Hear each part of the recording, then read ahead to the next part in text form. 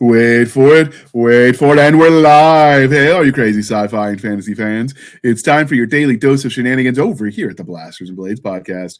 Just a couple of nerdy veterans and one chaos coordinator geeking out over our science fiction passions and fantastical fantasies. A place where magic is king, the sky is the limit, and space is the place. We are the podcast that puts the fun in dysfunction.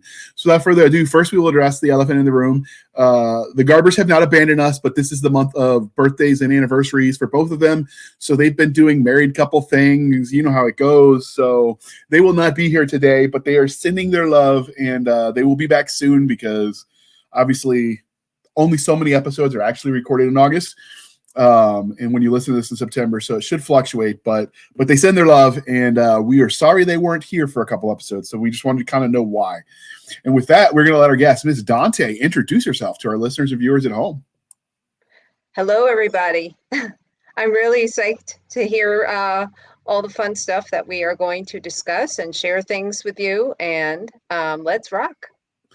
All right. So what made you decide to pick one name instead of Dante Therese as far as publishing goes? I've always used Dante as my name. And I was really surprised. I mean, when I was like putting the books up and everything else like that, they're like, no, you have to have two names. It's like a law, and I'm like, yeah. I mean, like, granted, it's not the 80s anymore, but there are people like Madonna who has one name. Fair. Bono has a name, one name, It's different. I don't know. I was just curious. I get it. Like, everyone thought I was being cheeky because I used my initials, but right. That's because I don't like my name. So I've been JR all my life. I think I was like, I don't think I've told the story. I was like 5, and one of my friends whose parents had been divorced or maybe never married, I don't remember, but she got married, and so she changed her name, and I was like, if you don't like your name, you can change your name. So I went and I told my mom I was going to change my name because I didn't like Justin. She's like hell you will. I gave it to you. And then somehow after that, I just became JR instead. No, I think after a certain number of years, I mean, we should be allowed to name ourselves. After all, we know who we are. I don't know. Justin always felt like a butler's name to me, so I've never liked it. And JR stuck, which was kind of cool. We were doing some legal process when we were incorporating the business and doing all that, and I found out legally that JR is both a pen name and an alias because it's not my given name, even though that's what I've been called all my life, which I thought was kind of cool. As far as it goes, like it counts as 2 categories. Yeah. Well, you could probably get a break when you're applying for jobs or something like that because you fill different categories at once. Maybe. All right. So the next part of the introduction, dear listeners, how we found them. So her publicist actually originally reached out to us. And generally when they reach out, we're very willing to find new authors. So if the genre fits, we say yes just about every time, assuming we can make the schedules work. So that's how we found her. And with that, before we get too deep into this interview, we do have to do the religion questions. Are you ready for this? Yes. All right. Star Wars, Star Trek, or Firefly? Mystery Science Theater. Oh, go on. I like that. I used to watch that too. Oh, I loved it. Is it the irreverent humor that does it for you? Did you see ICP started to do kind of like a Mystery Science Theater thing? Yeah, and there's a guy that does it for horror, like Billy Bob or something like that. Yeah. So there's it's a genre now, I think, that other people do. You saw some of that with the Crypt Keeper back in the old Nick at Night horror movie stuff that they used to do. Right. Or maybe it was a Sci-Fi Channel that put it out. But yeah, that format is fun. I dig the irreverent humor, so I like it. Do you still watch it? I don't even know if it's still on. I don't know if it's still on. I guess it could possibly turn up on YouTube in some incarnation or something like that, because YouTube, I've been finding things on YouTube that I thought were dead. I'm like, that's where reincarnation happens. I mean, and you always have to be careful now. I mean, because everything that we do lives forever now. I mean, I'm a little old, I'm a little bit older, and we kind of had the freedom of making mistakes in our teenage years that didn't live forever online or whatever. Yeah. Yeah. That is something something that we got lucky with. Like I did stupid things, but I didn't have a camera to record everything. Right. And so I got away with it, essentially. Not got away with it, because obviously as a kid there are consequences, but like I don't have to Yeah. deal with that in my 40s, what stupid mistake I made at 10 or 12 or Right. 15. I kind of pity the new kids, the younger kids right now that have to deal with all that, because they're too stupid to know they're going to make them, like, they're going to hate this stuff later. Yeah. Yeah. So not that I have much room for judgment. I mean, I did have a mullet in the 80s, so I mean, they were cool. What can I say? Mullet and a parachute pants, man. That was the stuff. All right. Yep. Because we are polytheistic here at the Blasters and Blades podcast, Game of Thrones, The Wheel of Time, or Chronicles of Narnia? That is a tough one, because I absolutely love the artistry and the costumes in Game of Thrones. I mean, I could watch that with the sound off, and the sets and everything like that. I'm just blown away.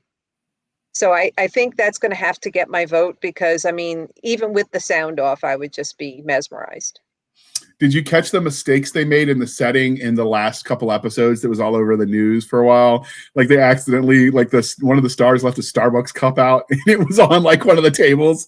And that happened and the other time, I think it was a water bottle that they didn't. I didn't catch that. That is really, that's hilarious. I actually so I generally have a rule. Like if the movie comes out first, I'll watch the movie, then read the book. Right. If the book comes out first, I'll read the book and then watch the movie. But I won't start a series I know I'll never get an ending to. So I just never got into Game of Thrones because I know he's never going to finish it. And that would bug me, sitting forever with no ending. Like it would just drive me bonkers. So why torture myself when there are so many other books out there? Right.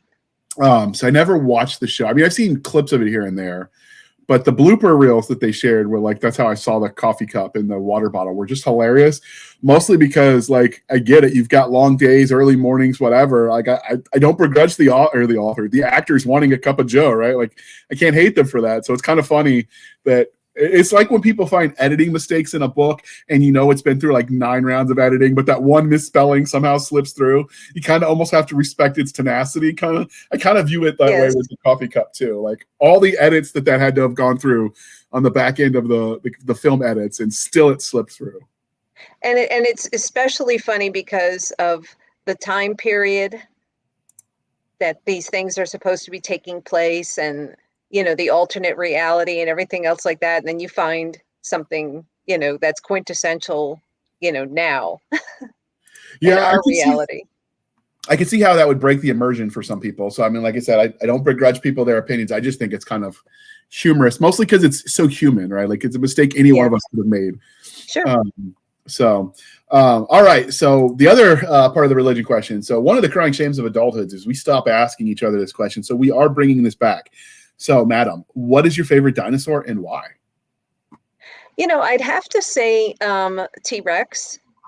Okay. And I think it's just because I had, seen, those early Japanese monster movies and the sound and all that other stuff like that, I think that if something like that were to show up now, that I wouldn't necessarily have the terror reaction to it. If someone cooked it up in the lab and let it out, I would just be like, oh, I'm sure that they need an extra for that movie set right now. I wouldn't, take the seriousness of it. I don't know. For me, when I think dinosaurs, my mind either goes back to Littlefoot and Land Before Time, the stuff we watched as a really young kid, or Jurassic Park and that sense of wonder with that music in the background. I love that. And you spend so much time thinking if you could do something, you didn't think whether you should. Exactly. I love that line. Yeah, that was so iconic. And so for me, that's where I go for dinosaurs. Although, did you ever watch Primeval? Primeval? No, I missed that. It's a TV series. They ended up dropping it after like 9 seasons between the two versions, mostly because of cost of filming. But it there was Primeval set in the UK and then Primeval New World set in Canada. And basically the premise is all the modern cryptids that people think, oh, like Bigfoot or Loch Ness Monster, they're actually ancient animals, dinosaurs or whatever, that are coming through time anomalies. And so it's about this organization that has to cover all this up and get the creature back to the other side. It was a lot of fun. Yeah, that's really cool. And I still wonder, you know, my father's a scientist, and I had to consult him when I was doing some of the research and stuff on my book. But people really wonder what is going to be unleashed when the ice on the North and South poles, like when the ice melts. Because there are things that are buried in that ice and, you know, would not naturally be able to survive. They found some of that in Siberia with some of the like bug or worms or bacteria or something that woke up when it thawed. They discovered, are you familiar with the Ötzi man? The Ötzi man. He's the guy that when they first found him about 100 years ago, or maybe less, they actually thought he was a murder victim because the thawing, they found him. And it turns out he was like the oldest full mummified human. It's like from thousands of years ago. And they found him, like he was preserved enough that they know what his last meal was. He had stuff on him. They found his shoes were still there. So we know what he wore. Wow. Like it was because he was covered in snow so quickly that like he didn't have time to break down essentially, which is kind of cool. Not cool that he died, but I mean, like cool that we were able to learn so much. Yeah. To the point where we know what like gut bacteria he had. Oh, wow. And so we started finding cool stuff, like a fully functional, like addle has been found as some of the ice recedes. You know what an addle is? You stumped me again. ATL is how it's spelled. And it is basically a spear thrower that was used from, you know, antiquity until not that long ago, but then until recently. But it allows you to throw it faster and farther and more accurately. When I lived in South Dakota, and I lived all over the state in some pretty remote parts as well, a lot of the parks and areas that they allow you to explore, they tell you that if you find an artifact there, to leave it there. You know, because they want the next generation to be able to look at that and wonder about it and stuff. And we found arrowheads all over the place. It was really, really interesting, some of the things that we saw. Yeah. I don't think I've ever found that kind of stuff. Now I have gone beach walks and found like shark's teeth and that kind of cool seashells. But I guess it's a matter of where you grow up as far as what you look for. Because that was the cool thing for us. We'd go looking for like seashells and shark's teeth, and that's cool. But I grew up on the beach, so that's great. Not like literally on the beach, just close enough we could drive. We weren't quite beach mansion families. Yeah. Well, all of those are getting knocked down with the hurricane. So you were smart. You moved just a little further inland. Yeah, and Stan, it's everywhere. I mean, there's something to be said for being close enough to visit, but far enough away you aren't going to deal with the traffic. Yeah, definitely. You know, tourists can be annoying. Like we love them because their money helps keep the economy floating. But sometimes it's like, come on, people. Did you lose all your home training when you came on vacation? Yes, indeed. Understood. Although some of that I suspect is alcohol related. Yes, that will make people do some pretty stupid things. Absolutely. All right. So last question as we get started in this. So because we are civilized human beings, we are no longer knuckle dragging troglodytes. Coffee or tea, and how do you take it? I like green tea with jasmine. Okay. Why the jasmine? It gives kind of like a smoky flavor.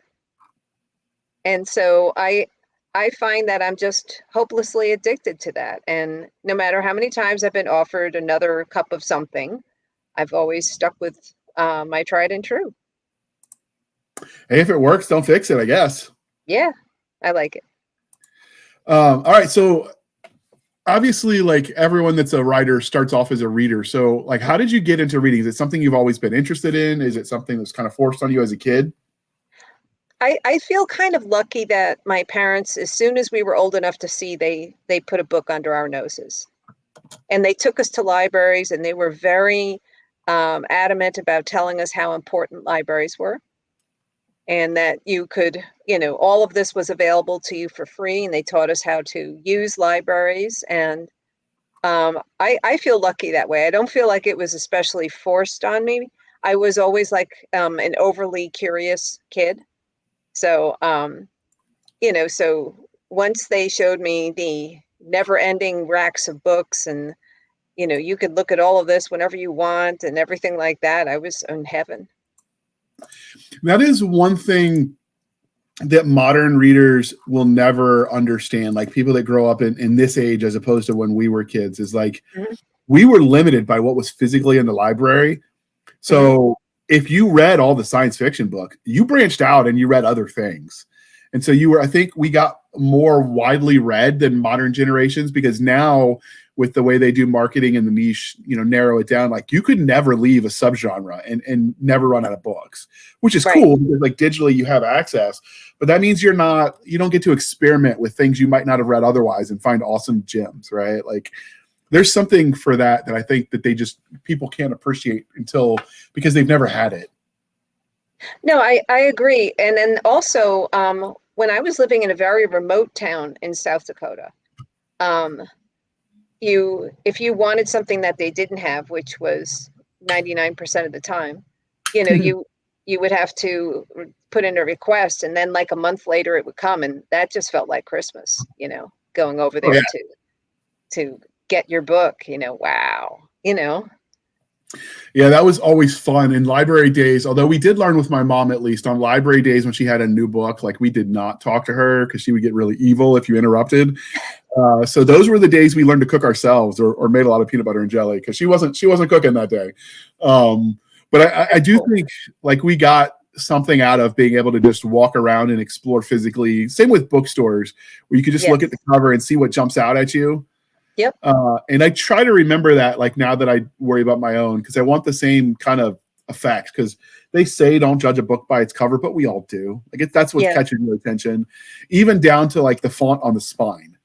Right. At least as far as how it sticks out, whether does it blend in with everything else. And so that I wish the kids had that experience, but like bookstores are dying. Most people are reading on their Kindles or digitally.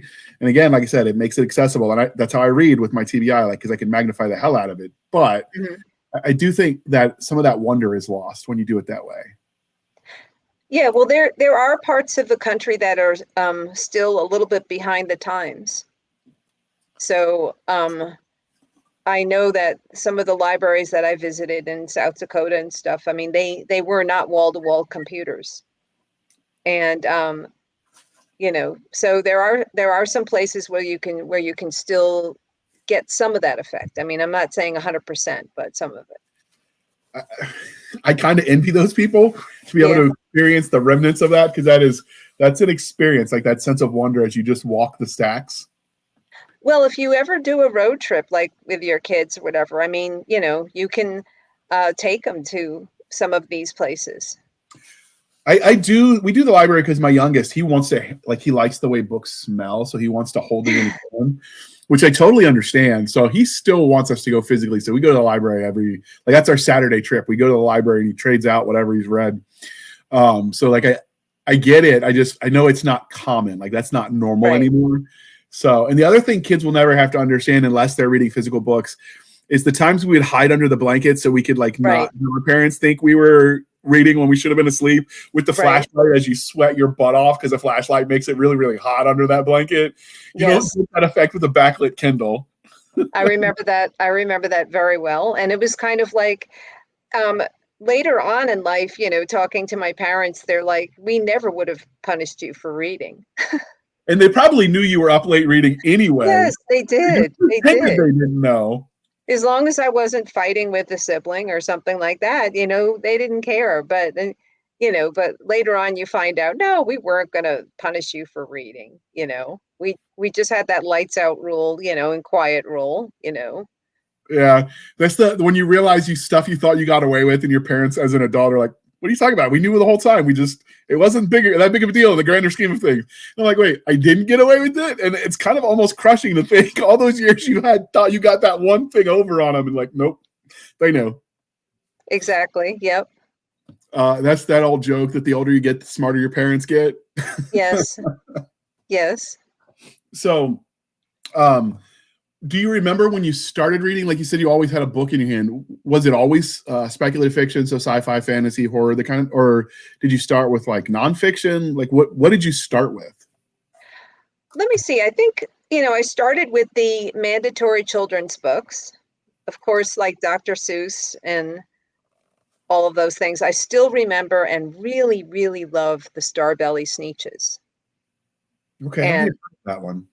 No, that was Dr. Seuss, and it's just really interesting because it's, all of his stories are, a child can read it, but then an adult can read it and get a completely different take on it. Yeah. So reading it later on in life as an adult, you're seeing that the Sneetches that have stars on their belly, like they somehow or another feel like the rules should not apply to them, and you get this two-tiered society, and there's just so much going on in that book, and that when I was a kid, I just was reading it, enjoying the rhymes and liking the illustrations and everything else like that. And then later on in life, seeing the first edition of The Cat in the Hat, like seeing that made into a movie, and then seeing them sing that song about, cat, hat, and then, chapeau, and, all the different languages that they use to say cat, hat, and stuff in that song. It's just amazing, and I didn't appreciate any of that when I was a kid. I was just jumping up and down to the music. But I think I have such an appreciation now as an adult for Dr. Seuss. Right. Yeah, because I realize how much of that, was really not a children's story, and it was really aimed squarely at the parents. Yeah, I can see that. Mm-hmm. I don't know. For me, like you were reading Dr. Seuss, it was always Shel Silverstein for me. Yes, that was the second favorite, Where the Sidewalk Ends. And let me say, I still remember the poem, like, inside everybody's nose there lives a sharp-toothed snail, and if you stick your finger in, he may bite off your nail. Stick it up a little more, and he may bite your ring off. Stick it up all the way, and he'll bite the whole darn thing off. Yeah, I also like the song "A Boy Named Sue," which Shel Silverstein wrote. Okay. Because that kind of life, sometimes things that happen to you because of things out of your control can make you tough. That's kind of the gist of it. So was that the same one that Johnny Cash did? Yes. Yeah, he wrote that song. I didn't realize that Shel Silverstein wrote that. That's amazing. Yeah, no, he wrote that one. He's also not as widely known, but he served in the army too, which I thought was kind of cool. He was drafted, but he was in Korea and Japan. I don't think he actually saw combat, but not to take anything away from him, because once you're in, he was in from 49 to 55, so it's right before Vietnam, right after, during Korea, but he was in Japan for it. But it does say he served in the Korean War. I did a quick Google, so I don't know. I know he was famous for the poems, and like not everyone realized he was writing songs too. That's amazing.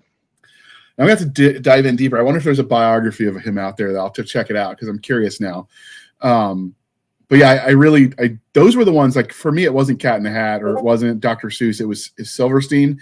And I remember carrying for years in elementary school, I carried some of his books around. Just because the poems were, they were lyrical and sometimes deep, but other times it's like, is this deep or are we just attributing meaning to nonsense? And the fact that you had to ask was what made it so fun. That's cool. Yep. It's weird how some of that stuff sticks with you as you get older. Yeah, I'm still amazed that I remember that picking the nose poem. I can see why it would apply to our juvenile humor, so I totally get it. Yeah. So, all right. So we're going to, since we've kind of feel like we've gotten to know you as a nerdy person. We're going to air that commercial real quick, and then we're going to start talking about your book. So give us just a minute, dear listener, while we roll that beautiful bean footage, and then we'll jump back and talk about the book that brought us. Excellent. Thank you. Humanity will be free, no matter the cost.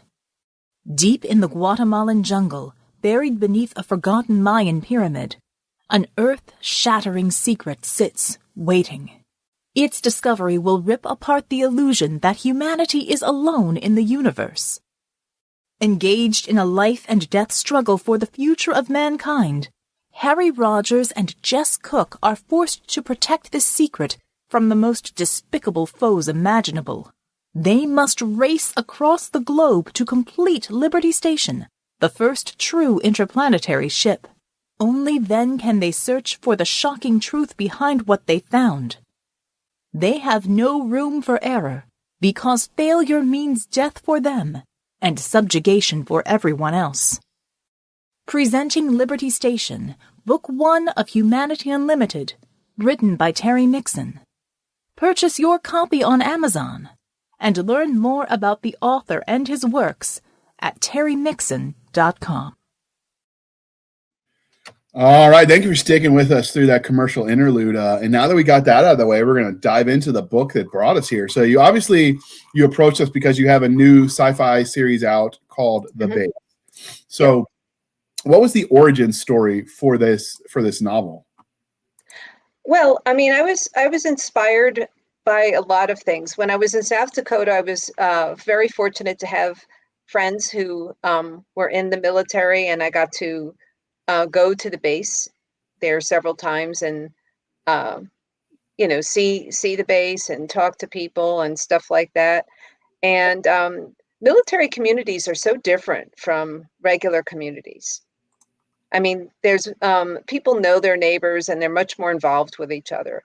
And I came up with this idea that there are these 3 scientists and they have to complete a invention for the military, and they have a deadline to complete this. But some of the components and stuff that are in that invention are worth a lot on the outside. And my father had worked in research science, and I had been a baker pastry chef, and there's other kitchens trying to steal recipes all the time. There's just a lot of thievery going on around there. So in the base, while the scientists are working really hard to get this invention done by the deadline, there are spies and thieves working twice as hard to steal it. And so it's this cat and mouse game between the scientists and the spies. That is cool that you were a baker or a chef. How did you get into that? I think because I'm baking and pastry arts it's really chemistry. I mean, you can't eat like a piece of brioche and tell yourself, oh, this needs more salt or it needs this and that. I mean, the dough itself. You have to learn a lot about how the ingredients work together and how they're influenced by the environment and by different factors that are going on. And it was really interesting when I lived in the South, how every time a hurricane came through, there would be so much ambient yeast and stuff in the environment that the doughs that I did with pre-ferments would just go berserk. And the flavors were just so intense and amazing, but you couldn't ever replicate that, because that was the ambient pollen and stuff that got carried over from the Gulf. It's just like a one-time thing, but it was really, I found it very, very interesting. I was a bread geek and, pastry geek too. Still am. That is cool. I wouldn't have thought like that storms would bring stuff on the air that would change things. Well, the thing is the breads that I'm talking about are yeast leavened, and yeast is a living thing. And so the ambient conditions and stuff, they affect the yeast. It's a living thing. I mean, and it can bring more pronounced, sharper flavors. It can also accelerate the development of the dough sometimes, the temperatures, and the different things that are in the air and the humidity, especially the humidity. I was a fool. I thought, wow, no one's ever had ciabatta out here. I should make some ciabatta. And I made ciabatta on a relatively dry day, and everyone sort of went nuts for it because they hadn't seen it. And then I tried to do it every day and make it consistent, and I would have to readjust it all the time for the different levels of humidity and stuff. It was really a struggle. I wouldn't have thought, but I guess that makes sense when you talk about the science. And so Mhm. all of that inspired the idea of corporate espionage. And I wouldn't, like I said, it never occurred to me that people would be trying to steal recipes, although I guess I shouldn't be surprised because a lot of that's proprietary. Well, I mean, if you know how to make a batch of chocolate chip cookies at home, that's great. But if you know how to make like 800 of them and how to accurately scale out that mix and stuff, when you are a professional baker, you're not sitting there dealing with teaspoons and cups. You're dealing with a giant scale, and you use counterweights and stuff like that. Everything is done by weight because it's more accurate. Because if you take someone who's, strong and muscular and you ask them to scoop out a cup of flour, and then you have someone like me who's on the smaller side and scoop out a cup of flour, they'll be very different in weight. So the recipes that are used in the large scale professional bakeries are by weight. Everything's done by weight. And so I had to, I wanted to replicate some of my favorite recipes and do it on large scale. So I had to learn volume to weight conversions and all kinds of other crazy things. But I was a devoted geek and chocoholic, so I stuck with it. I did it. So that means that the people that are bakers that say I bake with love and they don't really measure anything, that doesn't work at scale, I take it.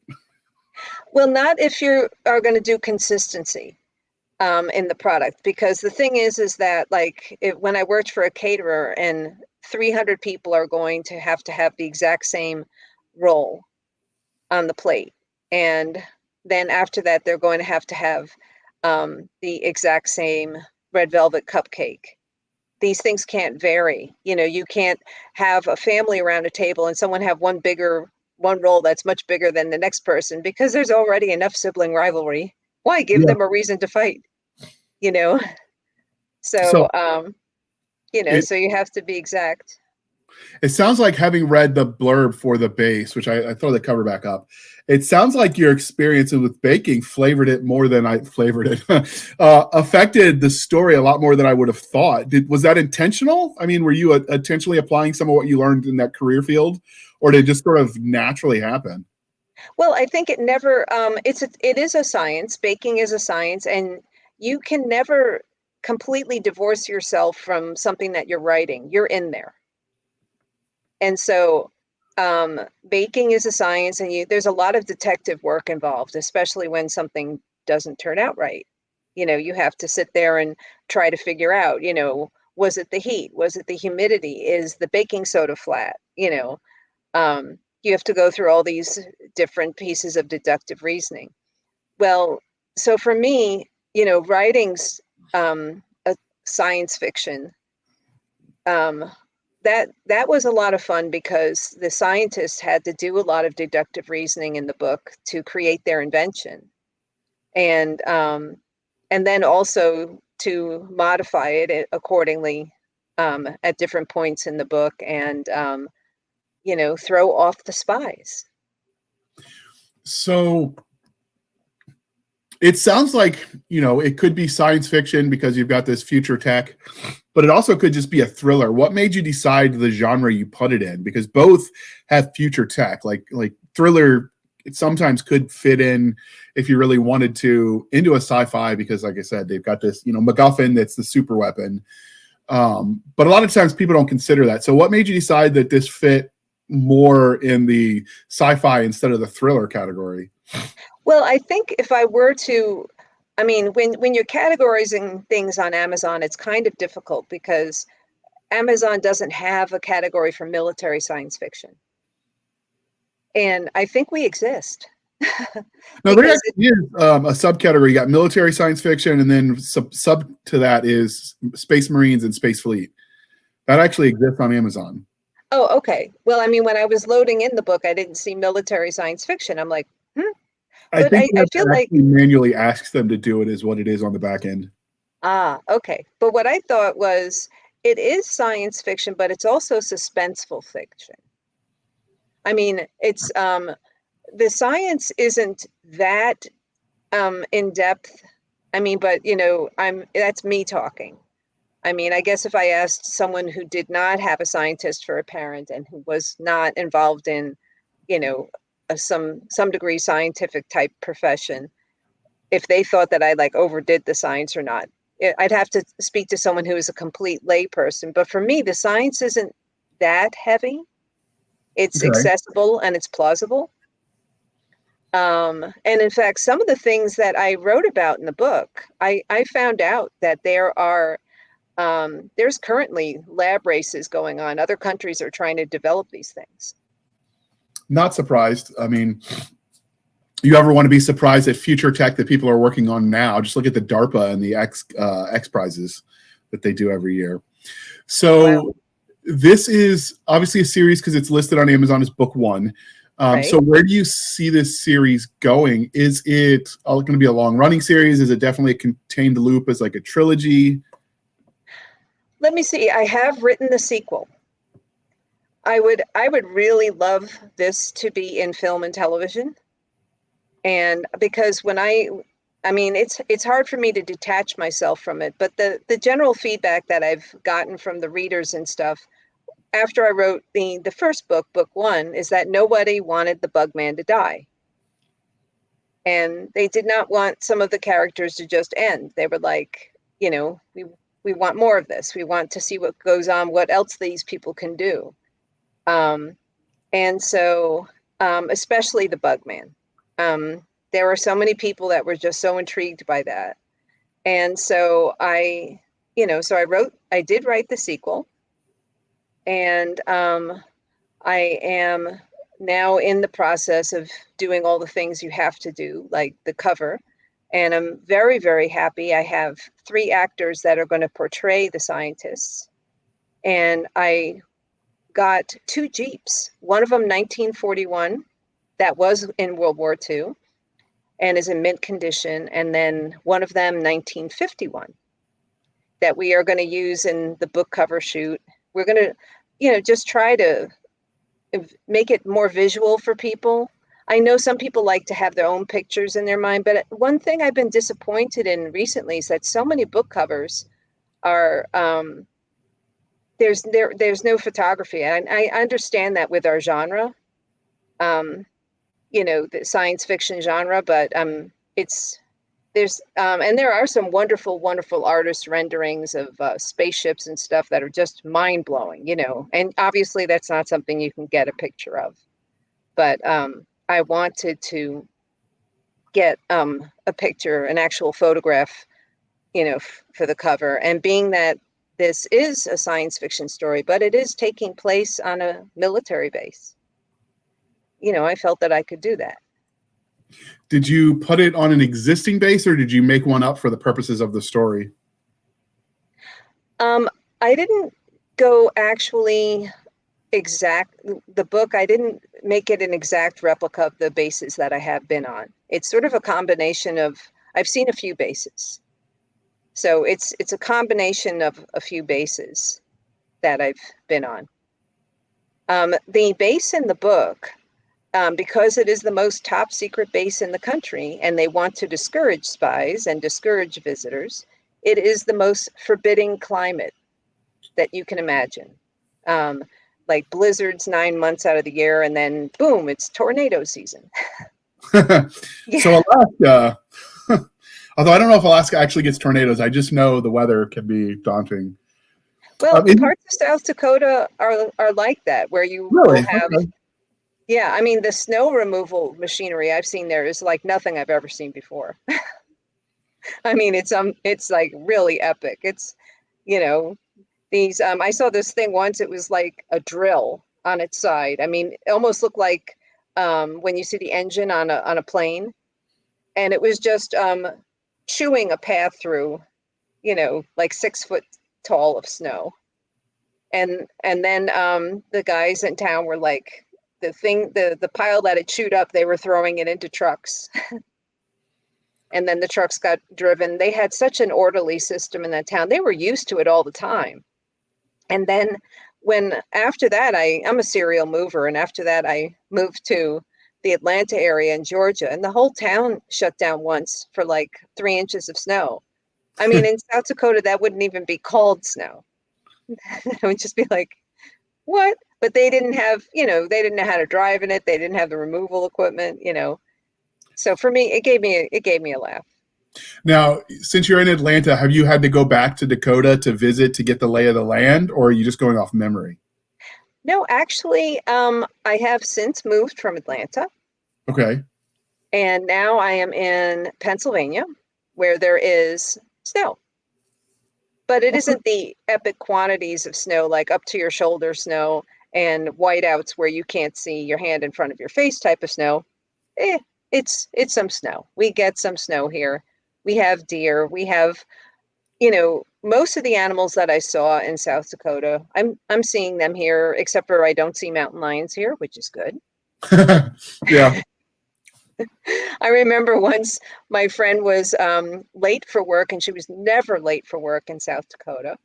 But she called in and she said that when she opened up her back door, perched up in the tree right above her car was a mountain lion. So she shut her back door. Yep. Fate doesn't want her to go to work today. Yeah. That's actually pretty funny. I mean, obviously, since no one got hurt, but Yeah. So do you factor the animals in as well when you talk about the forbidding climate that the government is using to sort of hide their operation? Do you factor all those experiences in? Yeah, it is. That particular base is located in probably one of the most undesirable parts of the country to live in. And that's where they push all the top secret people. If you're working on a super top secret project, you're not in Hawaii. You're not on the beach. You're not in a wonderful, beautiful, scenic area. You're in an area that no one in their right mind would want to be, because they don't want visitors. They don't want spies. And so that's what happens to these super, super, super top secret people. So And so that's we know that they either go to Eureka or Area 51. I mean, that's just common knowledge. right. And so the thing is so the base takes place on the base that is in the super, super top secret base, which is in a place that you really wouldn't want to visit. And, not unless some government or some evil entity is paying you a lot of money to spy on somebody. So how much of a role, obviously the location of the base is like the setting is the military. Are the main characters military, or is that just sort of a backdrop? No, the three, the characters and the military families, it's military scientists doing this research project. And so they, they're the ones that you're most focused on. They're, the daughter of one of them is narrating in the beginning, and you get her perspective of the situation and stuff like that. But the spies and stuff like that, those for the most part are outsiders. And, they really would like what they know is going on there. So how many perspectives do you follow? Does it bounce around per setting, per chapter? Is it just a set of main characters? Well, there's it bounces around, but not to the point where you're like getting whiplash. I mean, Okay. you know when it's villain time, and when it's scientist time. And then it's interesting to see the two of them fight each other, because the scientists are brilliant, absolutely brilliant. And the villains are also brilliant too. And so it's good to see the people testing their capabilities out on each other and blocking each other at the pass. Anticipating their opponent's moves. It really is like a really good game of chess. Where these folks are anticipating their opponent's move, they've planned for it, and here it comes, and then they are constantly doing this sort of cat and mouse game. But ultimately, the scientists have a deadline, and they have to get their project done. Which is kind of hard because on the one hand, like you do want results, but sometimes science takes as long as it takes too. Well, imagine doing your job and having to watch over your shoulder for a spy, or is your coworker a double agent? You know, it's hard enough to do your job. Having grown up in the 80s under the umbrella of the Cold War, I get it, right? Reds are everywhere, loose lips, sink ships, all that stuff. So I get it to a point. Now, for those that are listening that have kids that read, what would you say the age range for this novel is? Let me see. There is no profanity. There is no, there's nothing in there that I wouldn't, want grandma not to read, or my friend's son who's like 16. There's implied things, they imply that they bait a certain character with something. So some situations are implied, but there's nothing graphic or anything else like that. They just, they say, you know what, I think I found this guy's currency. I think that we can get him to do, what we would like him to do if, we put this in front of him. He won't be able to resist it. So I would say that my friend's son, who's 16, he would have no problem reading that, Okay. So would you consider it more of an action story or more of like a mind game kind of story? I mean, you can have both at the same time, but it almost sounds like it's a psychological thriller with how you're describing it. Yeah, I would say it's a lot of mind game, but it's because the actors have all of these years and years of expertise, perfecting their specific niche. The scientists, and so each of these scientists are very, very different people. Their specialties are very, very different people. But if the military sees that you have a certain degree of expertise in something, that you're really, really outstanding, they grab you and they take you over to the top secret base. And so then you have these coworkers that are also outstanding in just a little different genre of science. And so then the three of you are supposed to pool your talents and your expertise together to make this project, even though you're very different people. And your specific niche and area of expertise is just very, very unique and totally out of left field from the other two scientists. It's amazing that those three people are even together in the same room. And then they are expected to work together and pool their respective talents together to create something. And but then also not just make something, but then also thwart the people that are trying to steal what they're doing. Okay. How do you was it tricky for you to balance the tension with the need to have people breathe? I mean, it's easy when you talk action books because you can have the action and then the downtime where they, I don't know, grab a coffee or whatever and talk it out. But when you're talking about a thriller, how do you balance the need for pacing to keep it from being too intense all the time? Well, I think that some of the characters are just flat out nuts. Not just the scientists, but then there is there's a few base employees that have lived in that environment where nothing ever happens. And the only thing to talk about is the weather. And they're just nuts. And so they have turned into very quirky people with some very kind of oddball characteristics. And so they're very funny.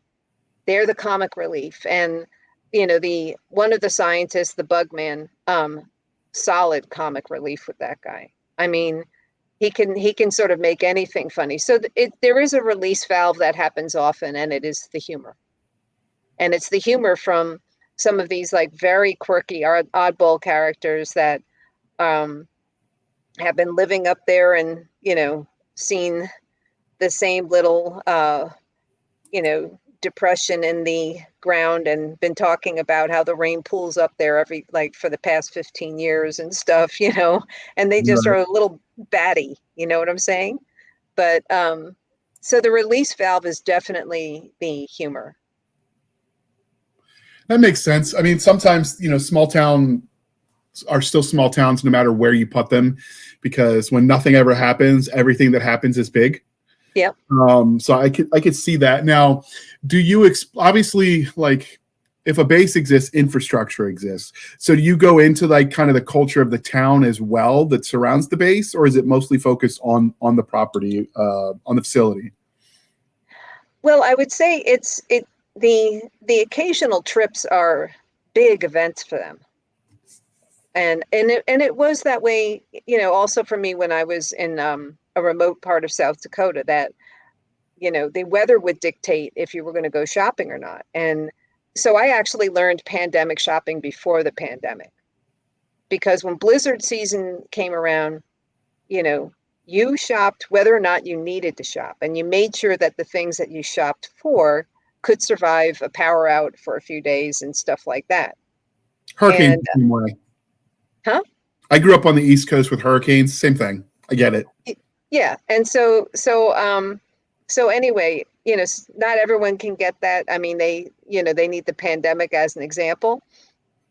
So, so going into the town there is a big event, even if, there's only like 2 or 3 stores and they only have the same things, it's still like an experience. Like, wow, we left. We were gone for 4 hours, wow. So when, on a chronological point, is this set? Is this modern? Is this set in the 80s, the 90s? I would have to say like 80s. Okay. Yeah. So like pre-Amazon, so you can't just order it and have it delivered to you. Well, I mean, obviously now it's on Amazon and you can order it and you can have it delivered to you. But in terms of like when you're reading the book. That's what I'm talking about. The characters in the book couldn't just order things. Like they actually had to physically go to the store. No, you had to go to the store. Yeah. I mean, it was pre-online shopping. And in fact, the characters do have to go to another base on another country. And because they need to gain some expertise about a creature that is most prevalent in that country, and shipping that creature back and forth, it's not the same. You need to have access to a good supply of them to understand them.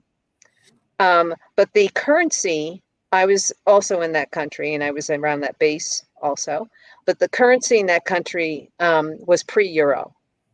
Right. So I'm going to say the time frame is pre-Euro for the book, and pre-internet commerce. Okay. So obviously you've got book 2 written. Do you plan on a trilogy, or where do you see it ending? Because obviously this could be either episodic and go on indefinitely. There could be a defined plot, which is what it sounds like you have. So where ultimately do you see the plot arc ending?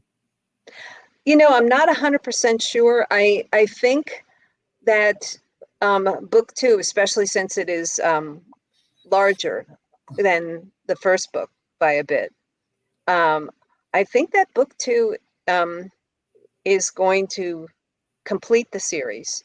But okay. if I have people saying to me, like, don't kill the bug man, like, we want to see what else these people are going to do and stuff, there is room for that to move on, because the scientists, they continually have these projects thrown at them that they have to complete using their collective expertise. And once in a while, an extra scientist is thrown into the mix and another spy is thrown into the mix. And they just have these new projects, and they have to make sure that they are completed and that they do what they're supposed to do. Now, And when you say the bug man, are you talking like just somebody who studies bugs? Or are you talking like the Metamorphosis and Kafka? Like, what do you mean by the bug man? Okay, the bug man is one of the 3 scientists in the book. Okay. And his expertise is insects and And then he got drawn into the situation. It's not that difficult to understand why. Like, if you look at a helicopter, it's really not that different from a dragonfly. If you look at some military equipment and then you compare it to different insects and anatomically, you can see that the military has been taking some of their inspiration from living things. There is a type of bomb diffusing drone that I've seen a few times in different cities that really does look like a spider. I mean, there's no two ways around that. That thing is a spider, and then they open up the top and they put the suspicious package or whatever it is inside it, and they shut it, and they turn the lock and they detonate it. And so I have seen that more than once in different cities.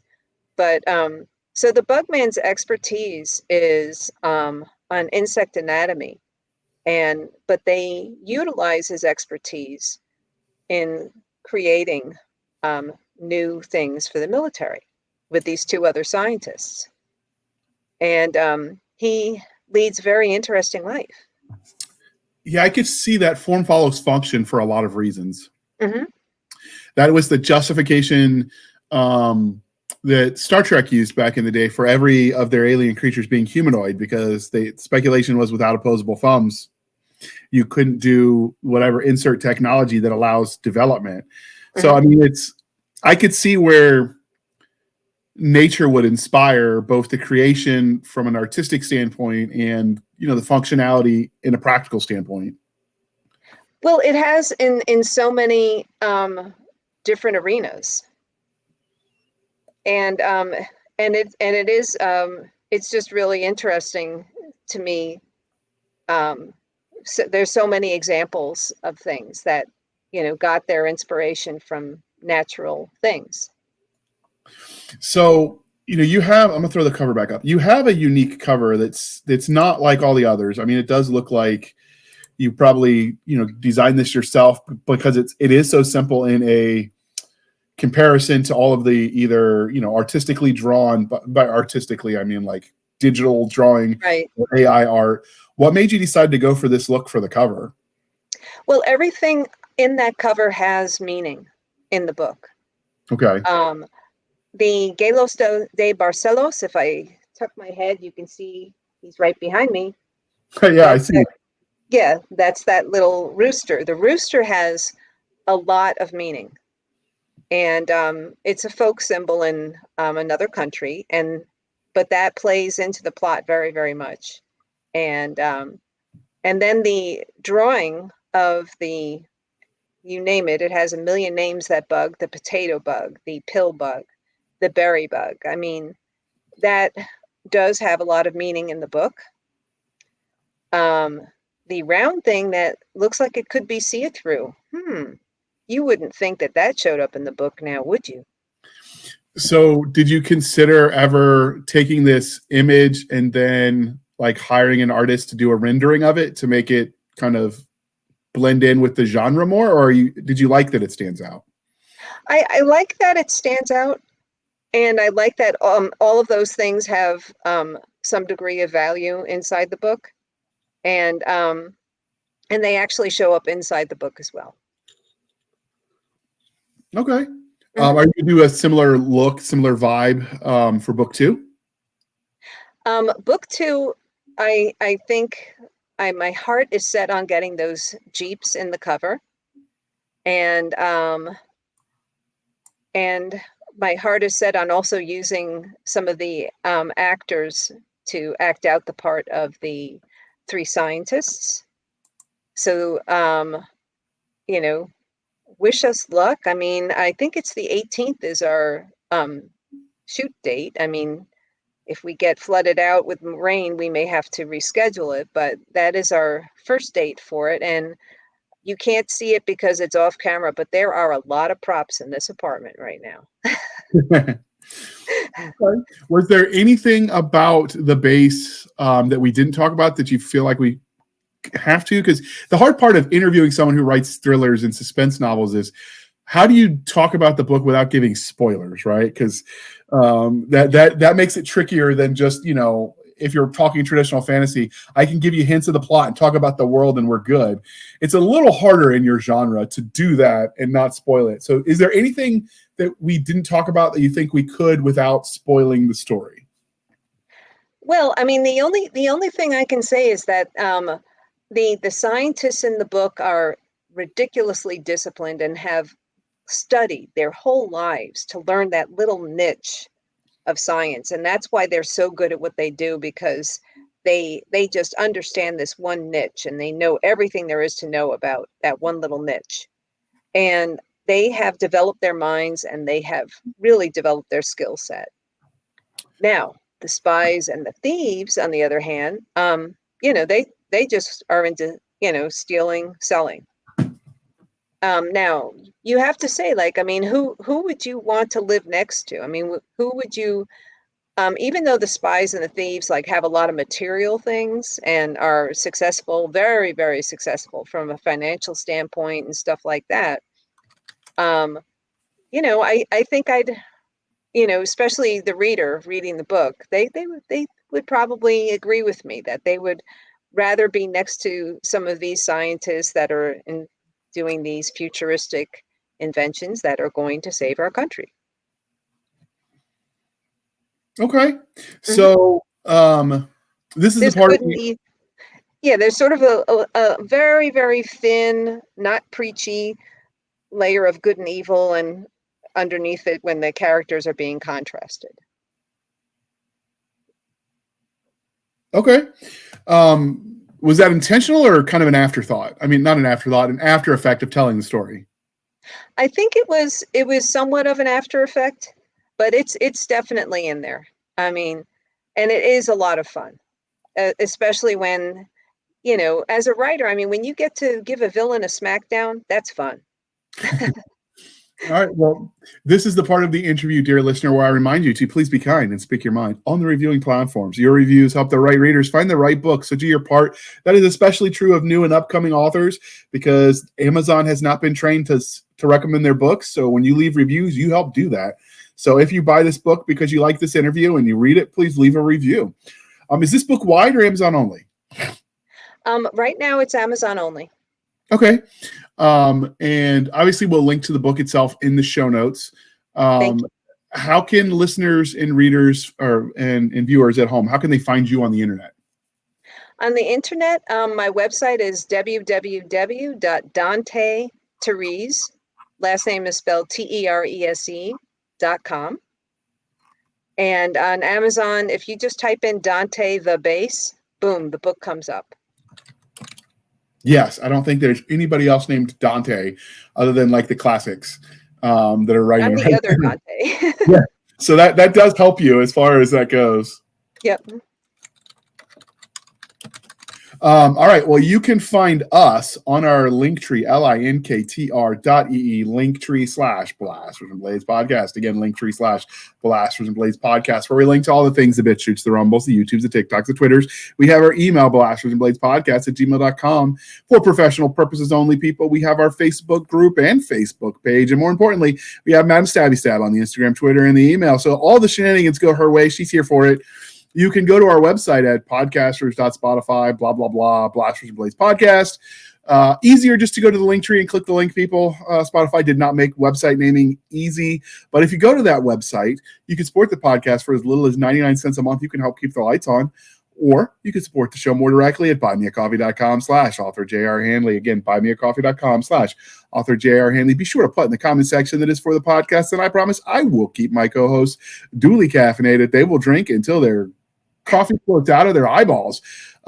Speaking of that coffee, I can tell you Stabby's drinking that coffee brand coffee with the discount code podcast grunts. Link is in the show notes. You get 10% off.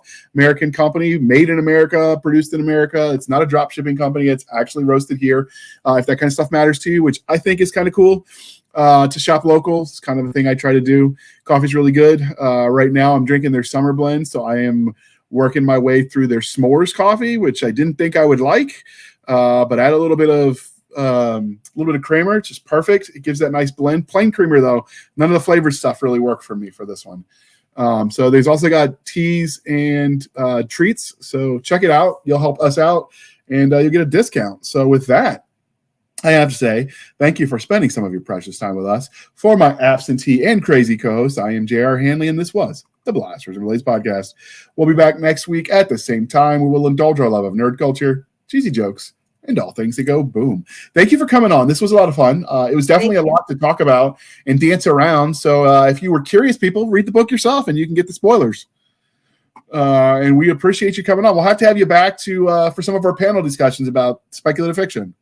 Excellent. I would really enjoy that night. I like talking with you. You're very easy to talk to.